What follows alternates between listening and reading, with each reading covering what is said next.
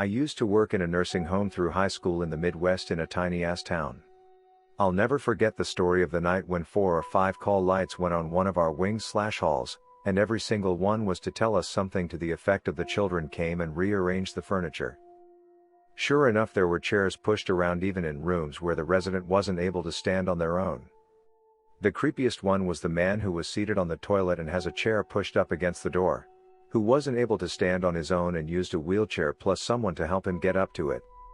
There were more creepy stories I gained on night shift over 4 years, but that one was definitely scary even not being firsthand. My personal favorite first-hand experience was at various points throughout the night we heard a very distinct scream. My partner and I cleared all the rooms looking for someone in trouble, radioed the nurse and she didn't hear it at all. Later we were outside and heard it again, and she was inside and called us back in freaking out. A few hours later we had a resident go missing and we found her in an empty room in the pitch black just staring at the wall. I was about 7 or 8 and I was at a housewarming party at my aunt and uncle's new house. It wasn't extravagant, it was a lower to middle class mobile home in South Carolina. Wasn't really a big party, just the family, some barbecue out back, red Solo cups, all boxes in the garage and not even distributed to their proper rooms. The only things that were unpacked and where they should be was the furniture. So anyway, 2 of my cousins were there and one of them had a friend over and we were all playing together, some made-up fantasy game where we were pretending to be princesses or something.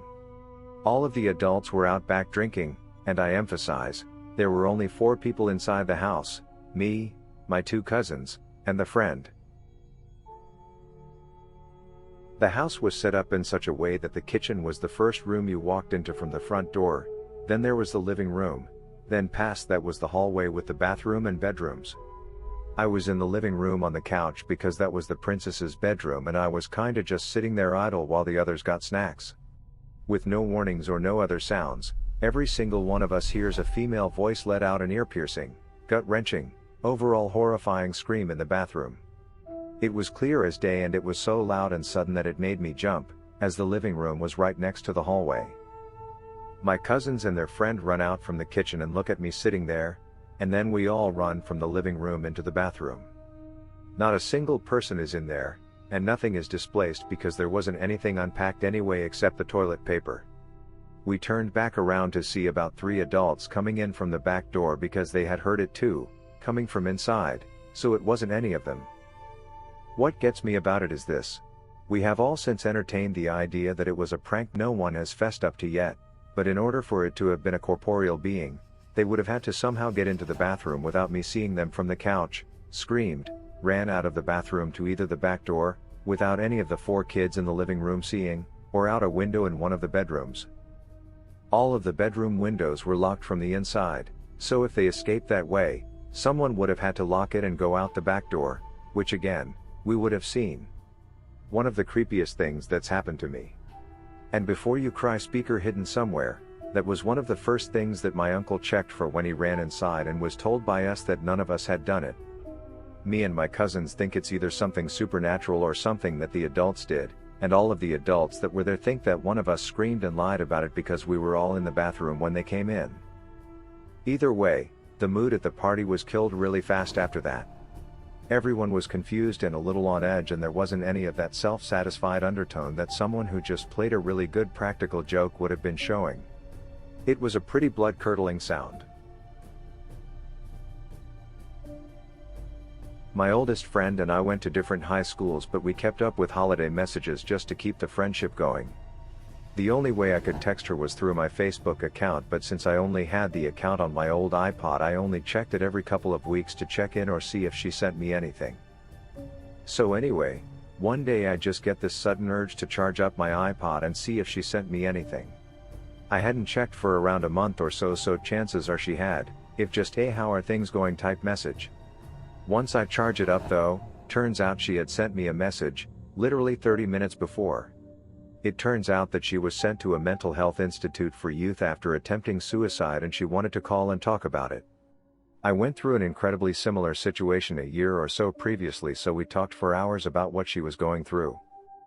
Now she's in a much better place. That was all around 3 years ago. I wonder if it was all just a coincidence to check if she texted me at that point. I don't really know what to believe, but thank goodness I did check when I did. I was exploring the area behind my house shortly after we moved in. The area back there had once been a small quarry that had since filled with water. It was a pit of pond that supposedly went straight down 60 feet if you stepped into it. I was walking along the edge and I came across a backpack filled with old video game cartridges and a set of clothing just laying on the ground. They were for the N64 and we found this around 2004, so they were outdated. Next to it was a set of clothing. The clothes were laying on the ground, spread out, pants and shirt, so it looked like someone laying down. They looked like they'd been there a long time. Same with the backpack. I told my parents and they called the cops. There had been no reports of missing children or anything in the area. We never got an explanation, but it was weird. Edit, just to answer some questions. I don't think it was a prank. While we were new to the neighborhood, we were renters. Also, most of our neighbors were elderly. This happened in a rural Virginia town and I can't imagine anyone wasting cartridges like that since most kids were lucky to have an N64. No people, adult or child, had been reported by families or the neighborhood as missing for years. They never searched the quarry because they never had any reason to think there was something wrong. My sister and I went out there every day for a year or so and just avoided that spot because I was creeped out. As far as I know, they're still out there. My last year at uni, I lived in a 4-bedroom house, with a ground floor, then 2 floors with 2 bedrooms each. My friends had the first floor bedrooms, I was on the second floor, and the bedroom next to me was empty because the guy who had rented it was staying with his girlfriend. I don't think he ever slept there. My bedroom and his had small crawlspace cupboards in the corners. I come home from uni one day to find my friends discussing noises sounding like footsteps that they've heard from my floor at night, when I was asleep. I laugh, because apparently these noises are loud and I have heard nothing. Because I don't believe them, I offer to go look at the crawl spaces. We go upstairs, I open the door of the empty room, and right as I open the door to the crawl space in the other corner of the room slams shut. We freak out. There's no reason for that door to have been open in the first place.